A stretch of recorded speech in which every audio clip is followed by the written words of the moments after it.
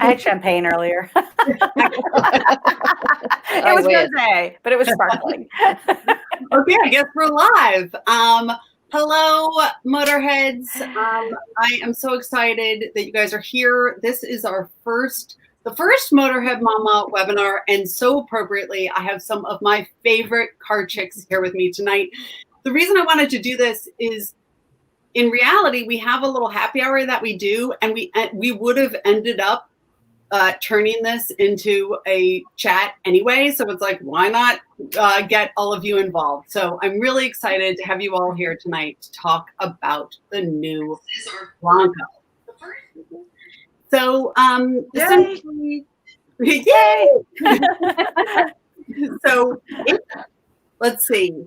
The Bronco, I was just going to talk a little bit about my personal history with the Bronco. So it's been a long time since we have had the last Bronco, approximately 25 years, I think, and it was introduced in '66. So it's even older than me, which is amazing. And the first time it kind of came to my attention, to be honest, was OJ, where I remember where I was and watching it, and all, like, I was thinking a lot about OJ, but I was also thinking, like, cars. And I was also thinking, I really want to move to LA. And I know those are terrible things to be thinking about in a murder investigation, but I was in Boston. I was so sick of it there. And so I was thinking about cars in LA. So that, makes me a bad person, but it's true. And then a few years later, I moved to LA and I meet my husband, and he drove a brown Bronco 2. And I was not impressed at first. I was like, it was filthy, and it like barely ran, and like we got inside, it smelled like Big Macs and dirty wetsuits. I was sort of like, ugh. Are you talking about your husband or the truck? No.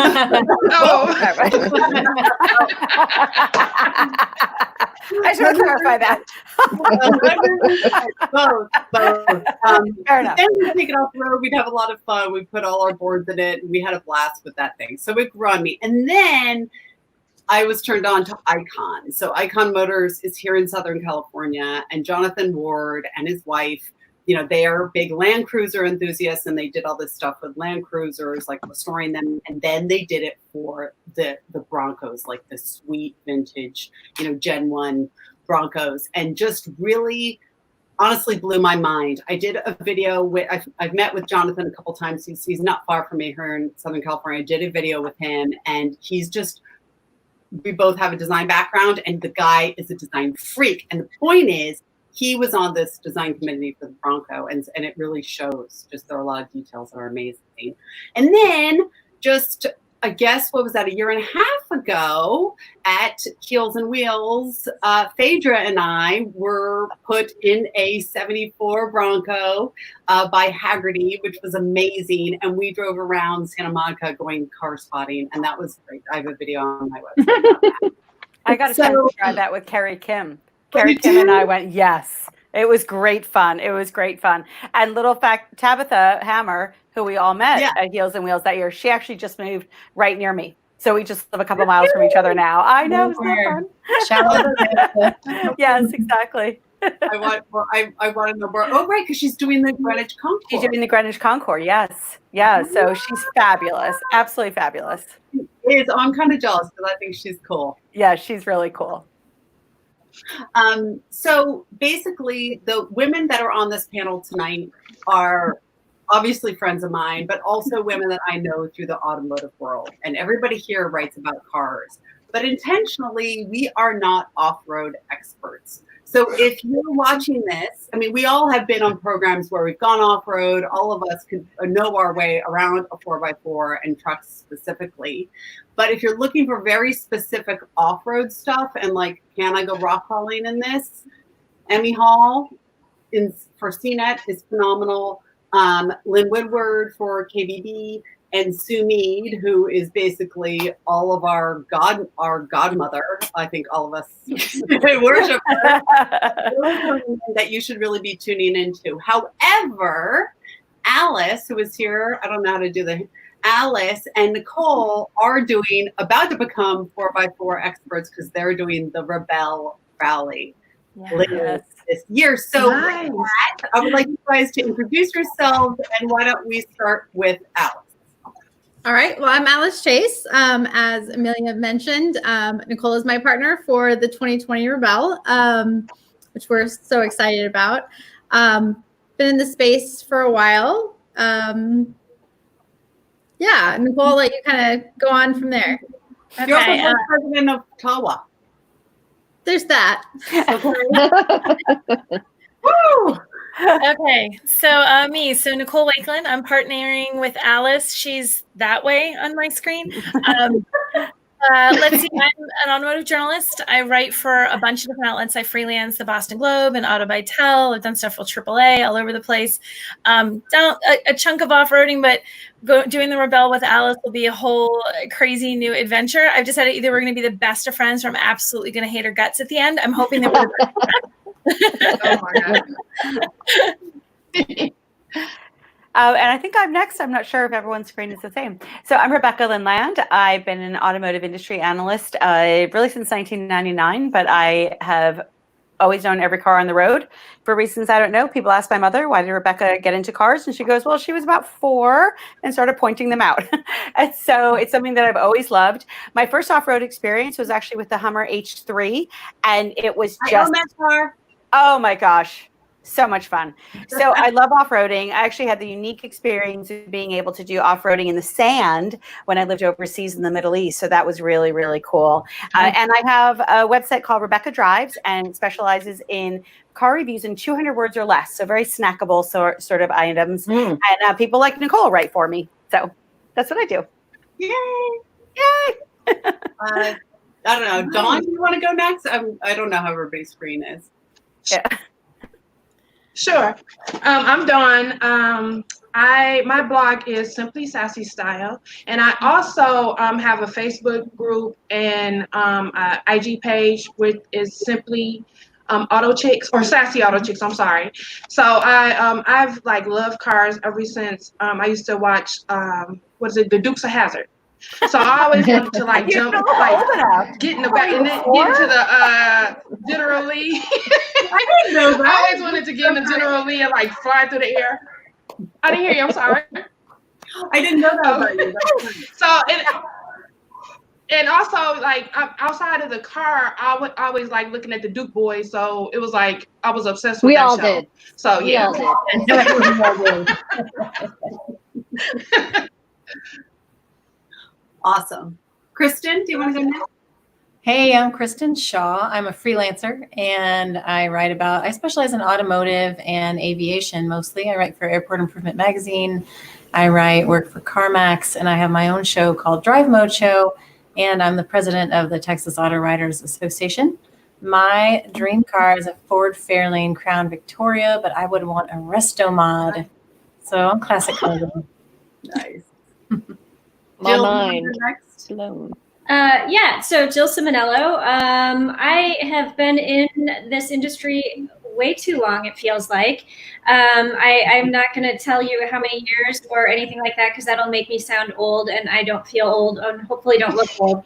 But it's been a really long time, and started out as the automotive editor for a weekly newspaper, moved to being the automotive editor for the Chicago Sun-Times, and tried to leave automotive at one point, and kind of like The Godfather, it pulled me back in. So I have a feeling I'm here in the automotive space to stay for a while, and have been the automotive editor for Sinclair Broadcast Group, the editor-in-chief for Auto Exotica, and I am currently the managing editor for Pickup Truck and SUVTalk.com. So a fun new gig with Tim Esterdahl, and and as far as how I got into this, completely by accident. I never ever intended to write about cars, and the automotive editor quit, and my boss was like, "So you want the job?" And I asked her, "When did you need my decision by?" And she's like, "Oh, by the time your butt leaves that chair." And I was like, "Huh." Then the answer would be yes. So, and X amount of years later, here I am. Awesome. All right, Fadra. I'm Fadra Nally. I am a blogger and YouTuber at All Things Fadra. And I actually never really realized that I was into cars. I just thought everybody had the knowledge of cars that I did and looked at things the same way I did. It wasn't until I got older that I realized that I was more into cars than the average female was. If you guys want to feel a little bit better about your age, I probably first got into cars when I started watching Speed Racer. You remember that cartoon? Way back when. And fun fact, teenager born between the Jeep CJ and the Ford Bronco too, which is kind of funny because we're going to talk about both of those brands today. That's so great. That's so perfect. All right, so we're going to jump into it, and we're going to go straight about the Bronco. We're going to go straight to you, Fadra, because you, out of all of us, and of all people yesterday. So no, I saw it today. Today. Oh my God. Today. Go girl. Yeah. All right. So how's it looking for you? Yeah, my thoughts are very fresh. I actually just posted a video about my experience. It was very hot there, and let me just explain real quick because the video is very short. We had, with the pandemic and everything that's going on, this car has not been introduced in the way that it typically would be, with a big, press splash and so on. And so it's more difficult for journalists and media members to see it in person. Right. So they arranged for it to be in the DC area, which is where I am. And we had, it was like, I think a 4-hour time period, and we could sign up for a 30-minute increment that we had to share with 3 other media members. We had to be masked. So it was really like, you had to get in and get out, and that was it.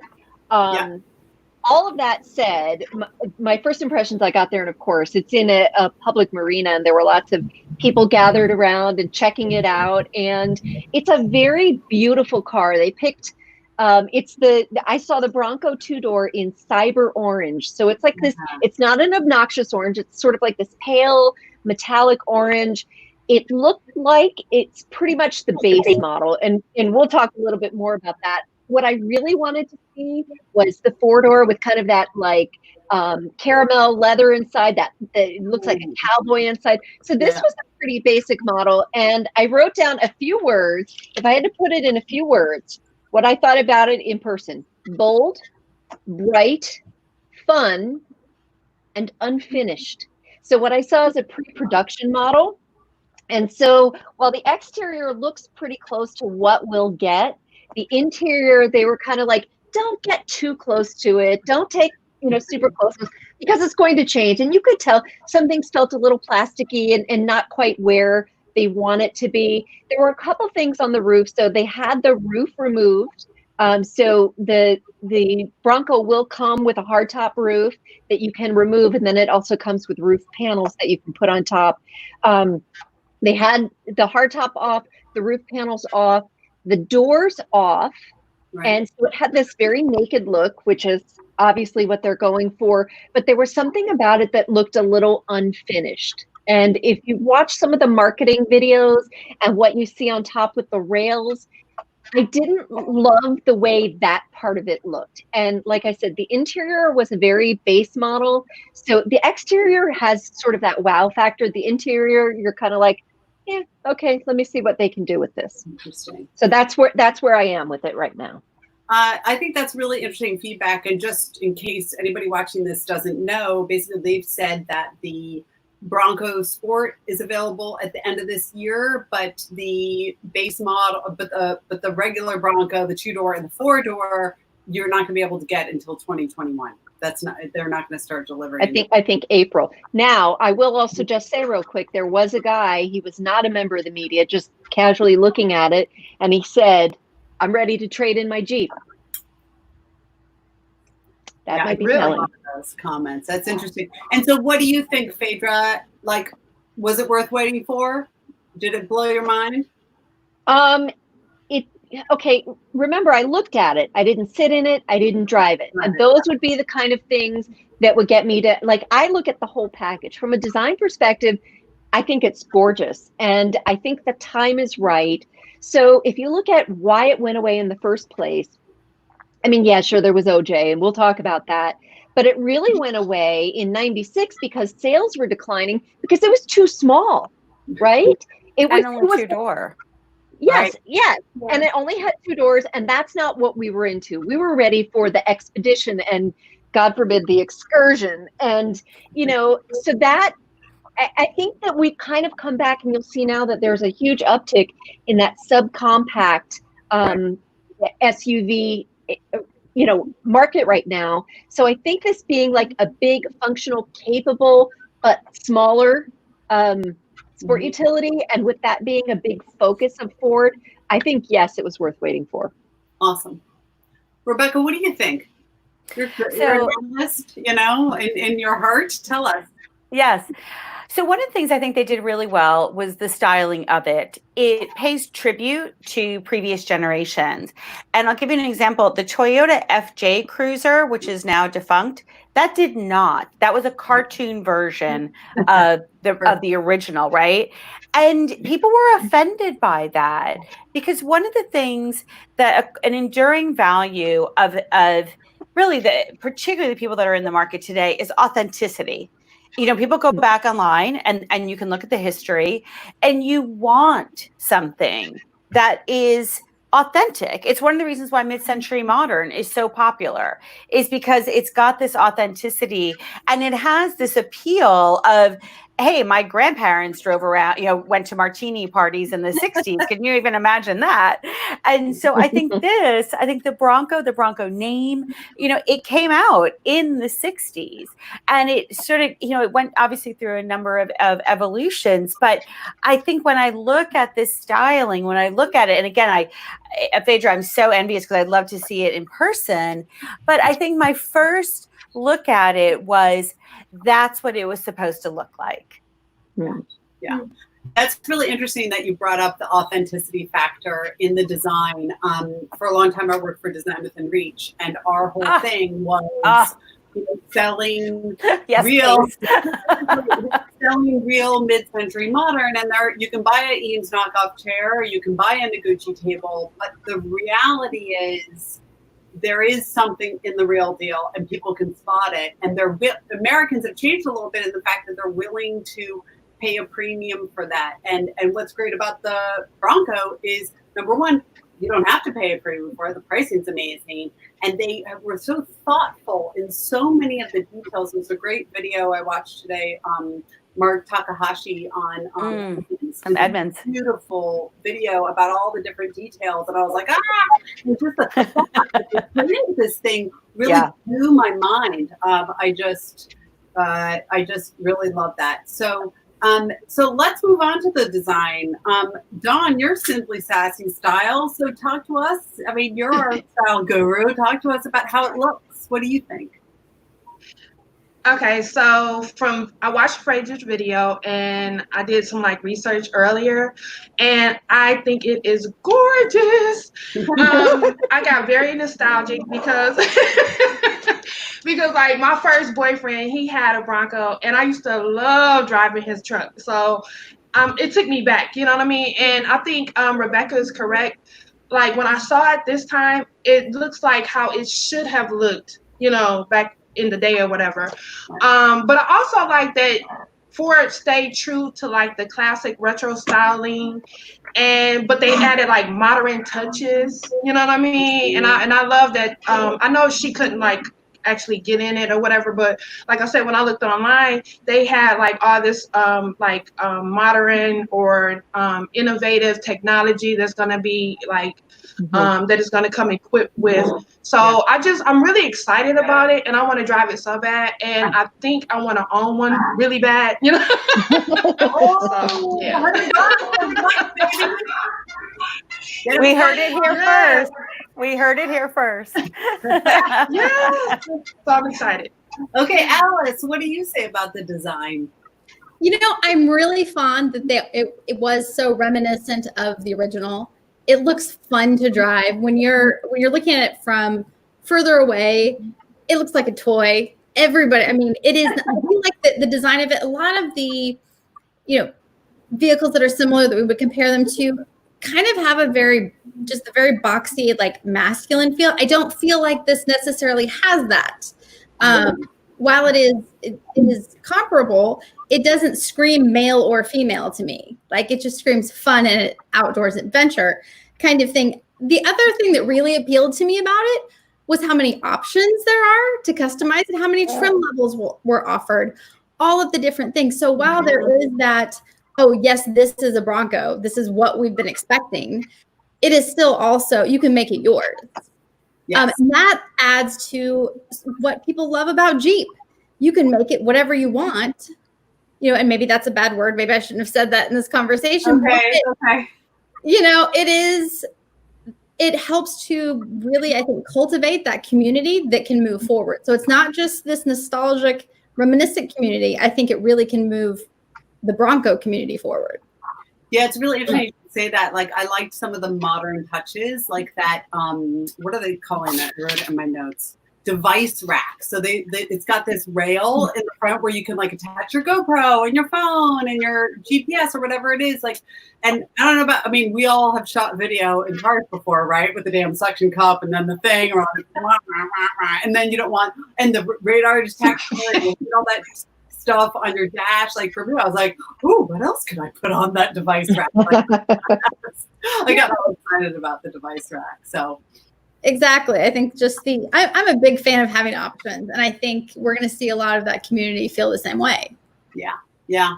Well, who cares what we think? What about the purists? Jill, what do you think the purists are going to, the old school, you know, the guy with the 66 Bronco in Santa Monica who did a resto mod and he spent $200,000. Is he going to think this isn't cool? Or is he going to sell his and spend 45 on one of these? You know, one of the things that I think that Ford did really well is they implemented a lot of design details from that original Bronco model. And they managed to do it in such a way, again, all in pictures, because none of us, except for the lucky Fadra, have seen it in person. You know, they managed to blend those heritage details with the like the modern technology, like you mentioned the device rack, and like you mentioned the suction cup. And how many times have you like put your phone on the thing and it like falls off in the middle of it, or you're like on a racetrack and your camera almost goes out the window? So yay for the device rack, especially when you're you know, going to be doing off-roading, and you know, the people who are going to do the serious off-roading, you know, in today's age, like they're going to want to record that. And so, I mean, from that perspective, somebody who's a purist who's going to take this car off-road and do the things in it that you're supposed to do, I think that they'll get a complete kick out of the fact that, you know, they have this modern technology mixed in with the heritage issue, you know, the heritage design details. And, you know, I want to give a quick shout out to Motor Authority. I don't know if you caught Joel Fetter's like Easter egg article, but that was really cool. And he points out a lot of those little details, and they're not Jeep Easter eggs that are like really hidden and secretive or whatever, but they're like just really attractive design elements that kind of go throughout the vehicle. So if you're looking for something a little bit different to read about the Ford Bronco, I would send you to that article by Joel, because I think that was a good one. But I don't know that I'm really answering your question very well about purists. Well, Nicole's going to answer it too. Nicole, what do you think? I think for all reasons that everybody has already said, you know, you can see where they harken back to the original Bronco. That's something that appeals to purists. I think there was also this real sort of fear in the Bronco enthusiast community that Ford wasn't going to deliver something that could really, truly off-road, because they've done, not Ford, but other OEMs have said, we're bringing back this nameplate. It's going to be just as good as it was. And it's like, wah, it's not even close. Have you seen the meme with the Chevy Blazer? Yeah, I was one out. So I feel like they did it. Like, we haven't driven it. We've only, Lucky Phaedra, we're going to keep pointing at Lucky Phaedra, has looked at it. None of us have driven it, but on paper, this is something that would appeal to purists. It has all the right features. There's a range of like a really light off-roader who's just kind of casual, I'm a weekend person, to I'm living off the grid, I'm never coming back again, like, and anything in between. Yeah. So I think purists overall are going to be happy because it sort of lives up to the heritage of what Bronco could be. And I think most people would be happy with it.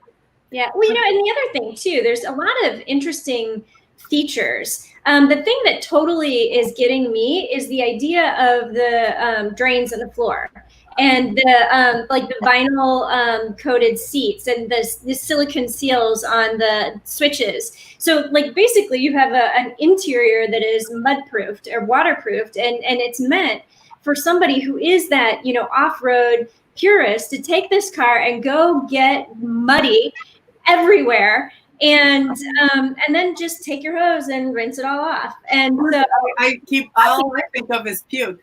Kids puke. People puking and being able to hose it out. I bought a 911, drove it home from the dealership. My daughter puked in the back seat. So yeah, all I think about is puke.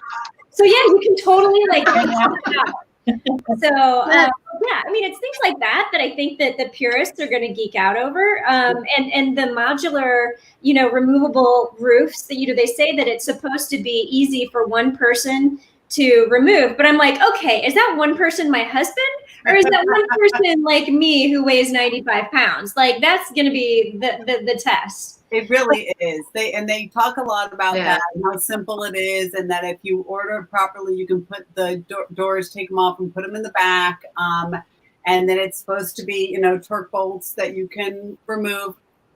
Yeah, it remains to be seen, and I think you're totally right, Fadra. You, the girl that saw it. I didn't drive it. So they had it naked for us there, and we were all like, we want to see the doors, we want to see the roof panels. So they actually brought them out, and they looked really heavy, and the guy was like, no, you can do it, you can lift it. So there is a way that you can manage it, right, with the outside handle and the inside handle, and you lift it up. And listen, it's not light. I liken it to a bag of dog food. Like, how heavy is it? And I estimated it to be about 50 pounds. I think I read something online that said it's maybe about 53 for these longer doors that are in the two-door. Could I lift it up enough to be able to? You have to attach the electrical connection. You have to be able to get it on the pins.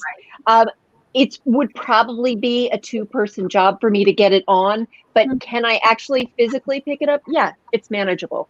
That's good to know. That's really great to know. That is good to know. So, and that is the dog food's a good segue.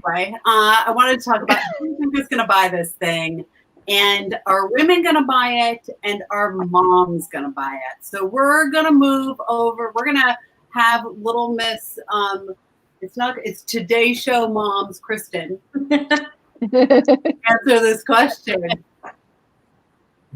So here's what I think Ford has going for them, and that is brand loyalty. If you look at J.D. Power, CarMax, a lot of the surveys show Ford owners love their vehicles, and they're going to go crazy for this Bronco. People are passionate about their brands, even if they're not passionate about their cars, and I think this is true for men and women across the board. I think Jeep owners may still turn up their nose, but there's going to be a significant segment of people who are going to love it. It's flexible, it's small, it's going to be easy to park, and it's got a lot of upgrades that maybe some people wish the Jeep had, or Jeep is going toward now. I think moms are going to like the flexible configurations. I think they'll like the table that pulls out of the back for baseball games, soccer,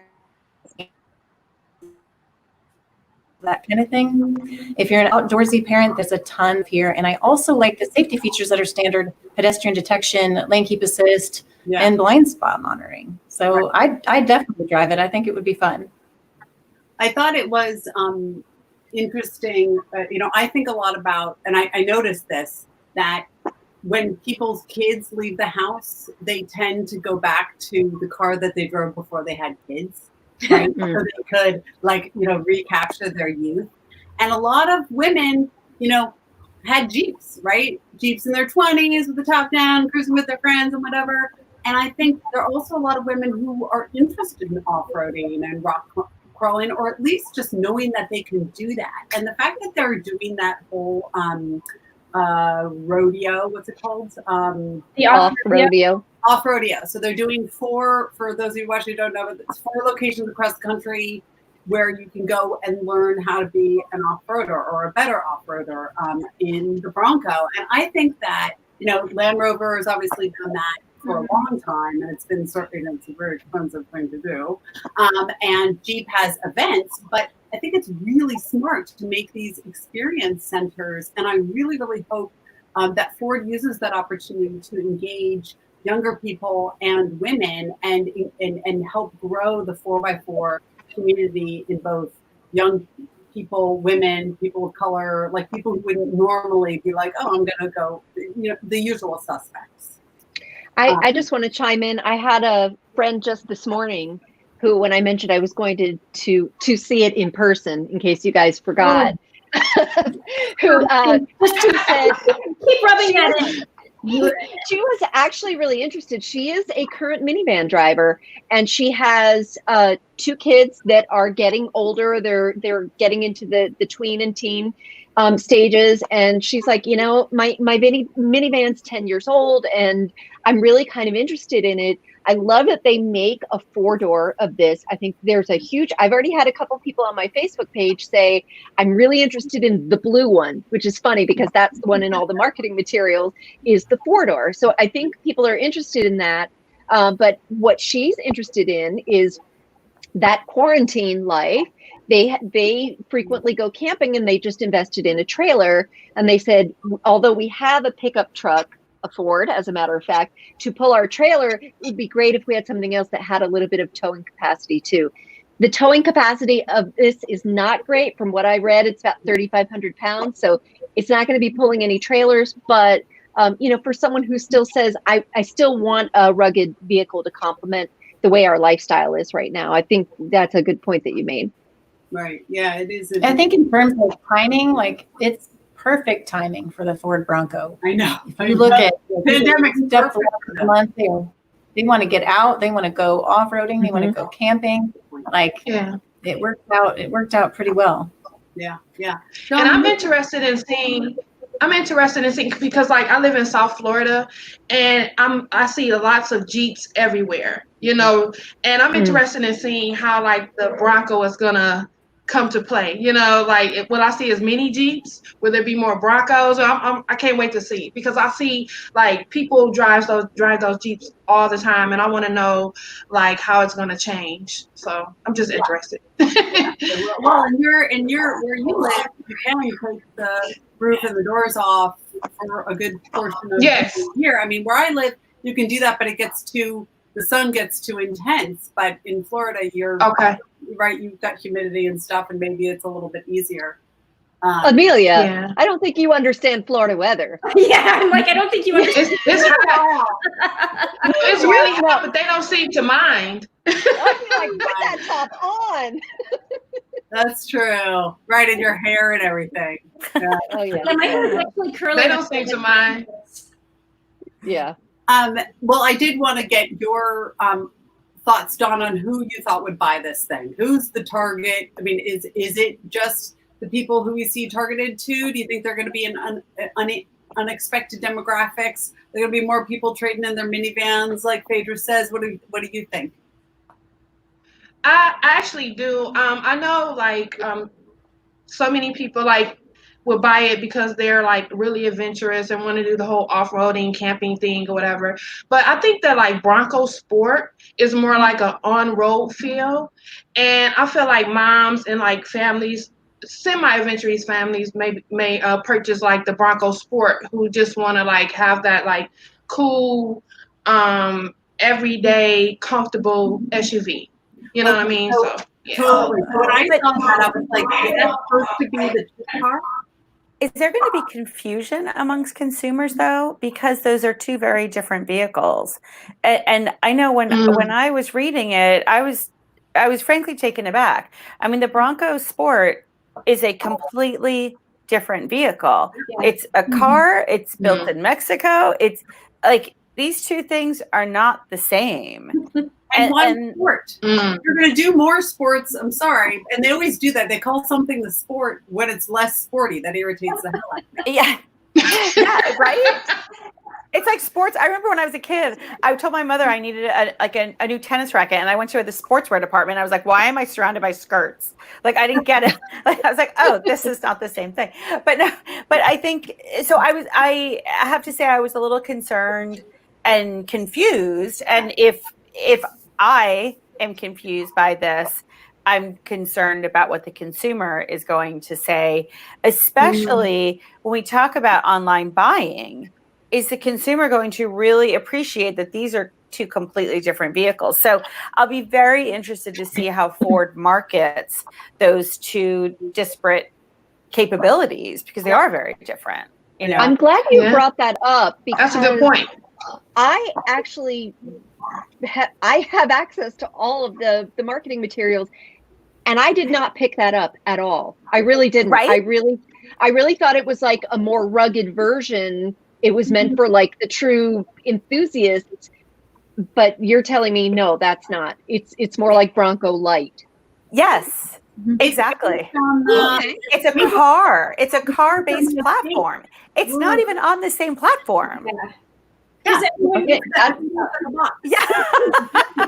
Well, when we were talking about comparisons too, like, you know, if you look at the Jeep as like Wrangler, so Bronco is to Wrangler as Bronco Sport is to maybe Cherokee. Yes, No, I was thinking that, Jill. Oh, wow. And Renegade. The Renegade. I think it's too big to be compared to the Renegade. It's too big to be compared to the Renegade, because that was my initial thought, and then I was like reading the specs, and I was like, oh no, this is not a Renegade comparison. Yeah, these are completely different vehicles. So that really threw me. Yeah. Okay, I guess I need to research. It reminded me of the Me too. the Freelander. It really reminded me of that car. We know how short-lived that was. Yeah, let's not go there. We're going to talk about the drive a little bit. Yeah. Well, so the only thing that I wanted to mention, I mentioned I did not get a chance to drive the vehicle, but this might factor in a little bit with who will buy this vehicle, because as you guys know, I'm sure there's some statistic that I don't know, that of the percentage of Jeep owners who actually take their vehicles off-road. Right, exactly. It's very, very small. And if you look at the marketing material for the Bronco, it's all like in the desert, on the rock, blah, blah, blah, blah, blah. And I'm thinking, okay, that gets everybody excited, like their adrenaline going like, yeah, I'm going to drive this rugged vehicle. Yeah. But the reality is that's a very small percentage of the drive. So one of the things that I think about is what's it like on the road? And, you know, you've got these great big 35-inch tires, which are great for off-roading, but maybe not so great on the road. So I might have found someone who might have actually had some experience driving it, who might have given me some off the record input. So what I wanted to share with just some anecdotal stuff is that it's extremely capable off-road, but on-road, and I'm going to say compared to Jeep, because I'm a former Jeep owner, it has, from what I've been told, a surprisingly smooth and quiet ride. And I think part of that could be because it's got independent suspension, which is not what Jeep has. So I say that only to say that if you're someone that's worried about this big rugged vehicle on the road and it's fun off-road, but what's the driving experience like when I'm spending 90% of my time on the road? The initial feedback I'm hearing is it's actually pretty good. So Emmy Hall does address this in one of her videos for CNET. She did a really good job, and Emmy's, you know, very capable. So she, you know, went through the suspension and really what she thought it would feel like. And again, it's also going to depend on how you configure the vehicle, right? How much aftermarket stuff you put on it, how nubby are your tires, are you keeping the shocks, are you doing a lift?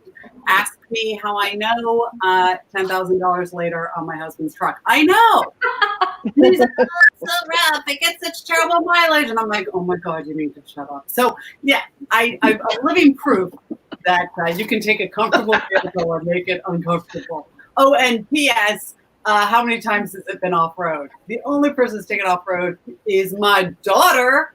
So really, Ray's right. On purpose, though? That's the question. and I have taken off-road also, but yeah. And enough about that. That's terrible. Okay. That's awesome. So on to other controversial questions. Oh, we didn't address. I did want to say this. Manual transmission. Yes. Yes. Okay. So essentially, there are three options for this. There's the 3-liter, the 4-liter, and the. How does this work? Wait, there's a 6.1. It's a 6+1 manual. Right. And then I think a 9 or 10 speed automatic. And the 7th is a rock crawling thing, but that's only available in the V6, right? The 2.7 V6. So your little Sport, your Escape, is not going to get a manual transmission. But I thought that was really interesting. The manual is only available in the base model, but not available in the V6. So that annoyed me because I was like, and car manufacturers used to do this because manuals were cheaper, right? So they'd only be available in the base model. But it's a little different now because enthusiasts like to drive manuals and we like faster cars. Right. So like if I were to configure this, I would absolutely get bigger engine and I would want a manual transmission. But I couldn't do that. I think that manufacturers need to stop offering manuals as the cheap option, because if you build it, if it's available, make it available across the board.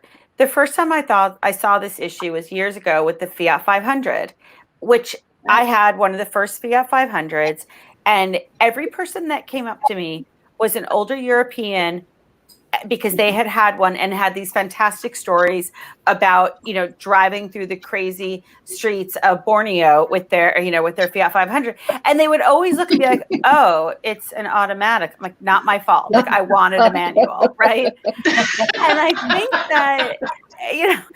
think that, we see with vehicles like the Honda Civic, the Honda Accord, offering a manual. I wrote a review and I'm embarrassed to say I can't remember which car it was, but I wrote it to say, they offered a manual across the board, not as the inexpensive option, but as a nod to the enthusiast. And when we talk about authenticity, this is the ultimate in authenticity. Offer that manual.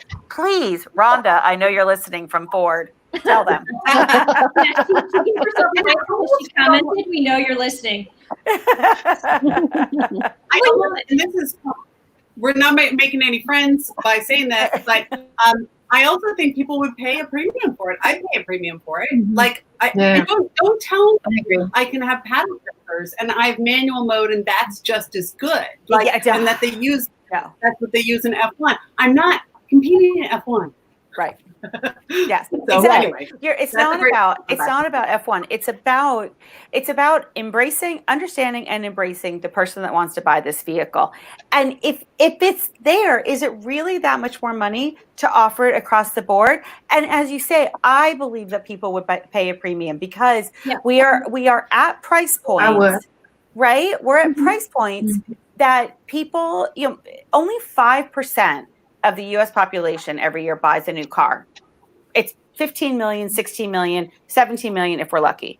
Those people, they make a lot more money than the average consumer. It's a different sector of the economy.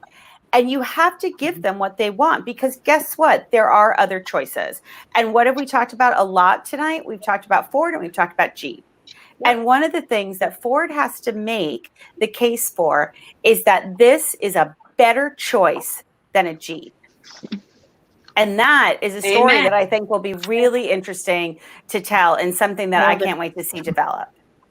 Yeah, that's good. Well, that's perfect to one of our next questions, which is, and I don't know what this is. This is like the door. I gotta move it.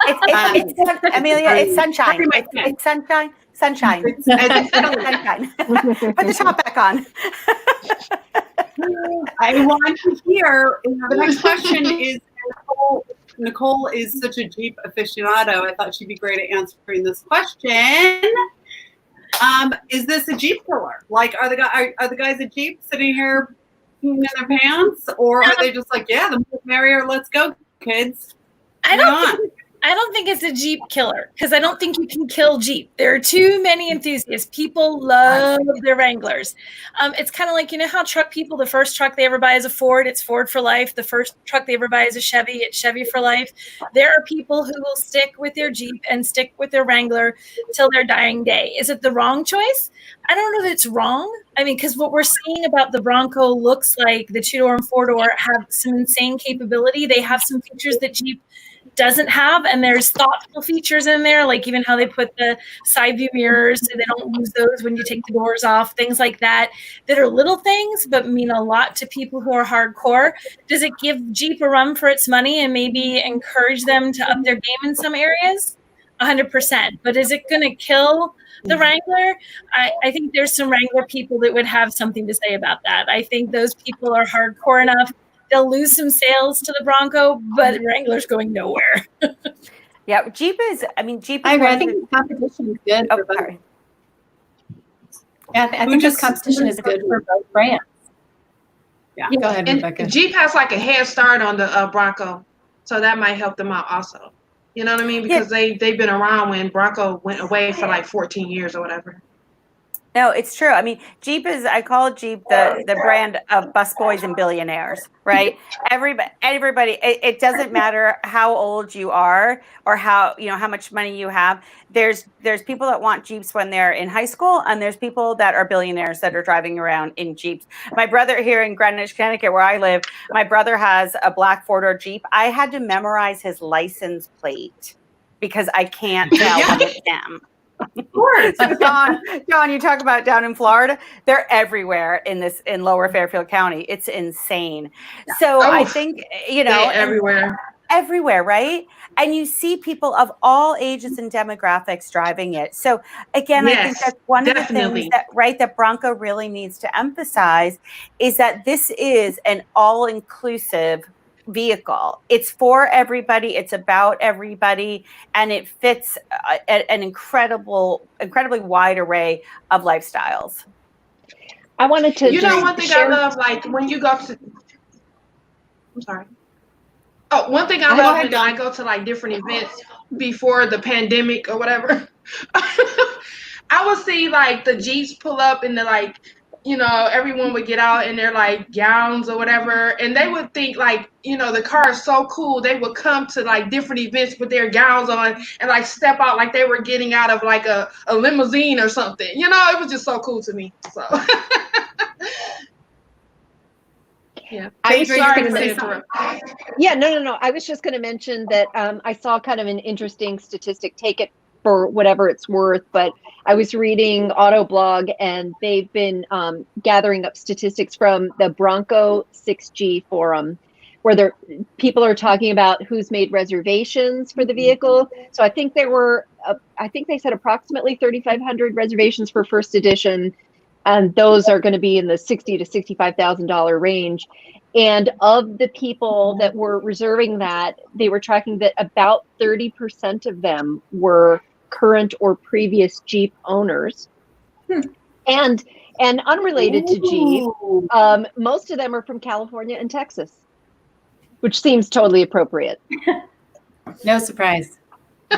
Yeah. No surprise. So, and I also think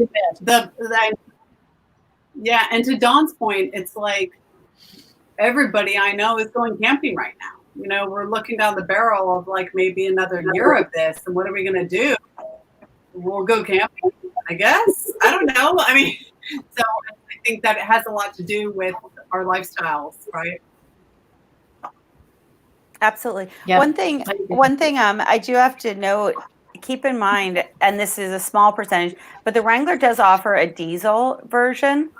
which may appeal to a certain level of population as well. And Ford doesn't have that right now, at least. So there are some differentiators. You know, I was looking at the price points, and they're almost exactly the same.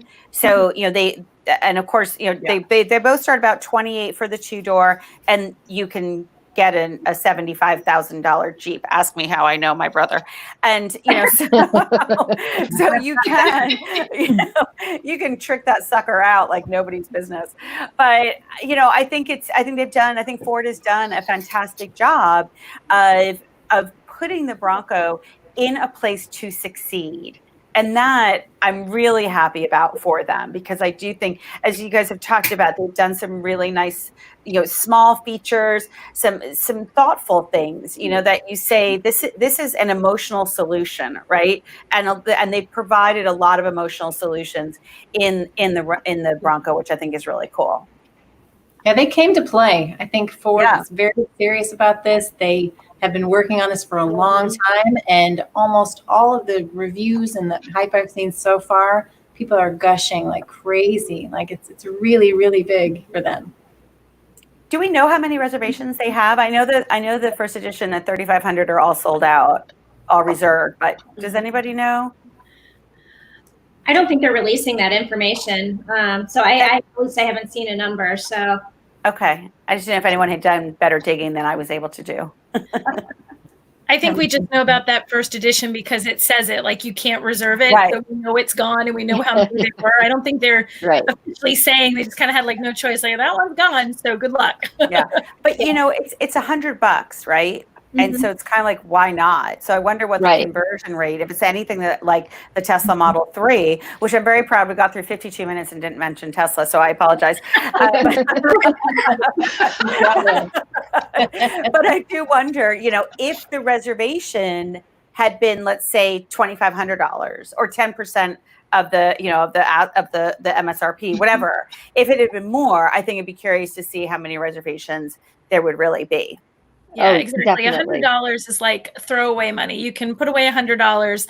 Most people are like, okay, I can toss $100 here, see what happens, take a look at it in person when it actually is like in a dealership or somewhere I can see it. It's only holding $100 of my money. It's not holding 2,000 of my money. And it's very easy to look and say, I changed my mind. I think a lot of people are going to stick with it once they see it.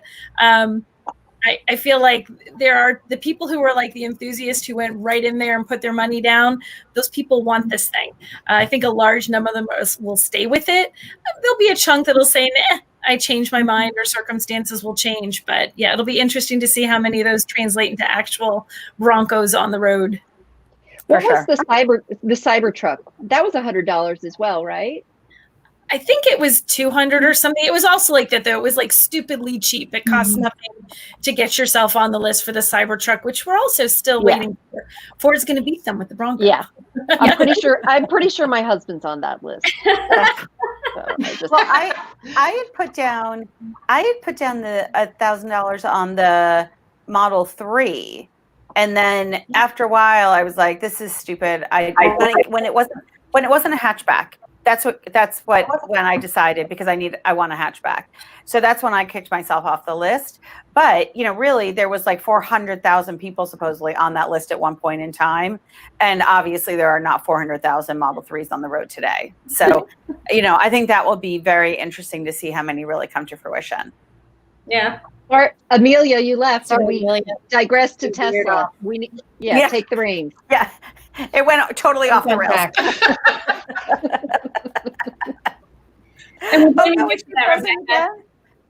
She's frozen again. Oh, I know I've been.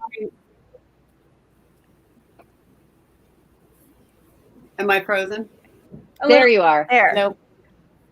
Sorry. Can you guys hear me? Yes. Yeah. I want to talk OJ. As women.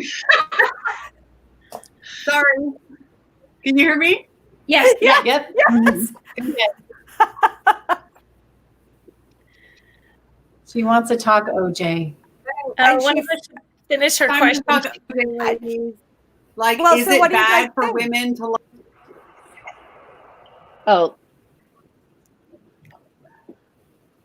So now she's breaking up.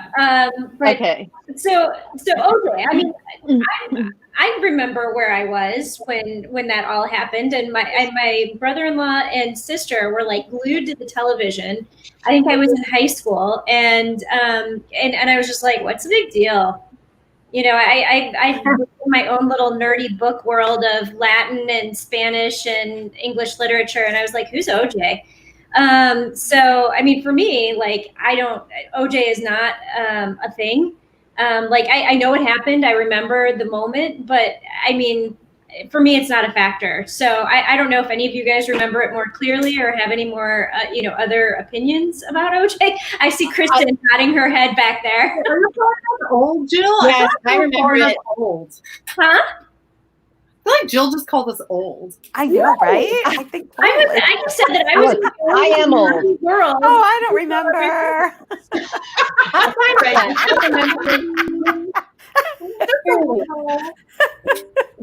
I remember where I was. I remember watching it, but this is what I say. What I say about the Bronco is that the car is innocent.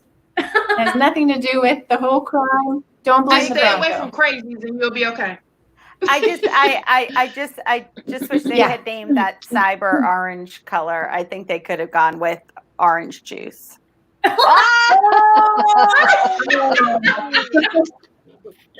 Well, listen,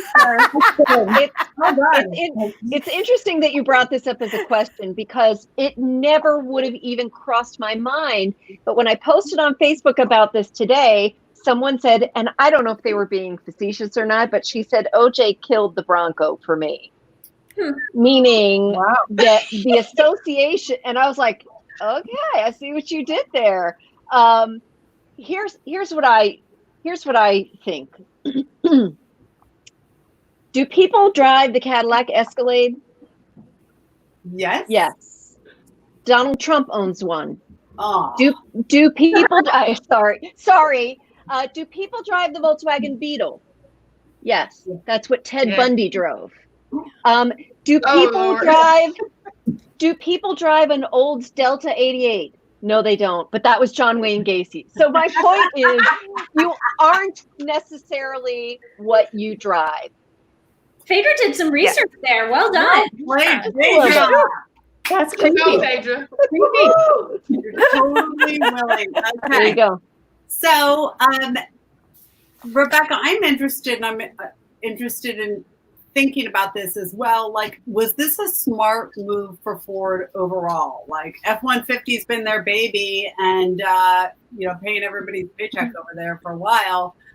Is the Bronco going to take attention away from that, or help them? What do you think? What does it do for their positioning?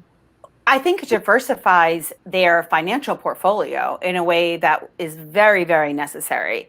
Historically, Ford made money on the F-Series and the Mustang. Right. And, a couple of years ago, we all know that they said that they aren't making cars anymore, in part because the definition of a car has changed dramatically. So they're making car-like vehicles like the Bronco Sport, for instance, and they're making vehicles that people want. So, so much of their money and their financial success is built into the F-150. And we can see from their stock price, which continues to struggle, that Wall Street still is not happy. So they've got to diversify that portfolio so they can show that they're making money on more vehicles than just the Mustang and the F-150 and the F-Series.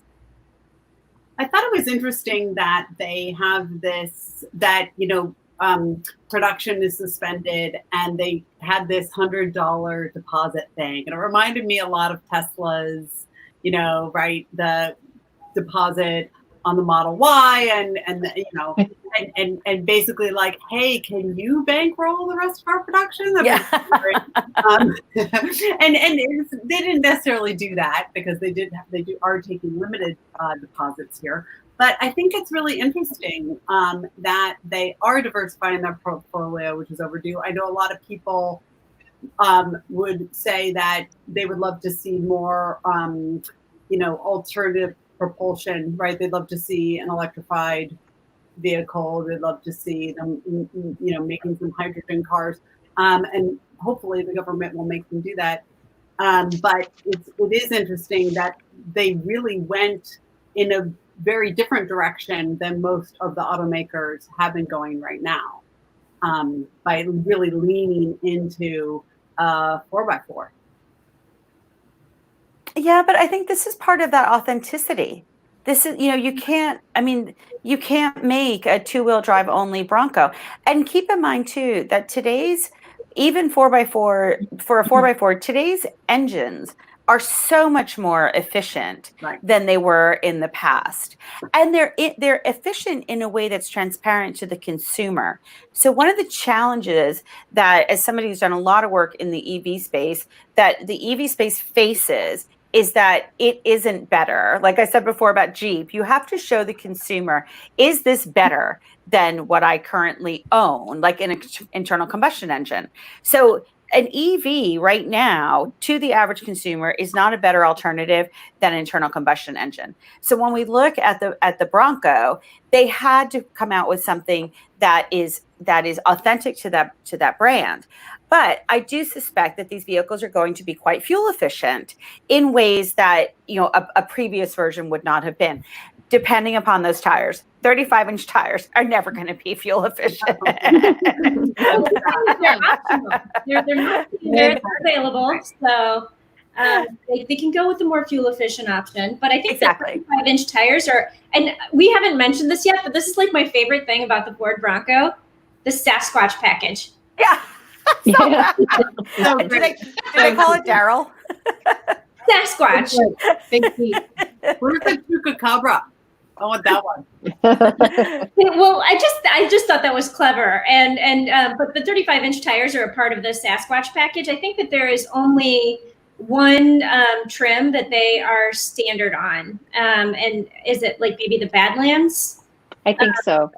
But yeah, so there's only one trim that it's standard on, but all the rest of them, it's available. And I love the fact that you can get them on even the base model. Yeah. So, again, speaking to making things available across the lineup, and, back to Rondo Beluso, who commented, I've made note of the fact that we wanted this, a manual transmission available across all lines, and she's going to be giving our feedback to the appropriate people. So let's make note of that and see who listens. We will see. Yeah. Well, so that was one of my questions. I wanted to, we'll see if we have time to get to some questions, because I know people are commenting, but I wanted to ask everyone what their favorite detail is, because there are so many great details in this. And you guys know that I've already said about mine is that what is it called? The device rack. Sorry, I just am a sucker for that. I think that's awesome. But I also put they put the little F's in the torque bolts. I think that's dope. For me, it's the mirrors on the vehicle frame itself and not on the doors. I know that took Ford engineers some time and some, from figuring out to make that work. And that is a big deal. When you take off the doors, you'll still have your mirrors. Well, speaking of the doors, so I want to say my favorite feature probably has to be that in the 4-door, you can store the doors in the back while you're driving.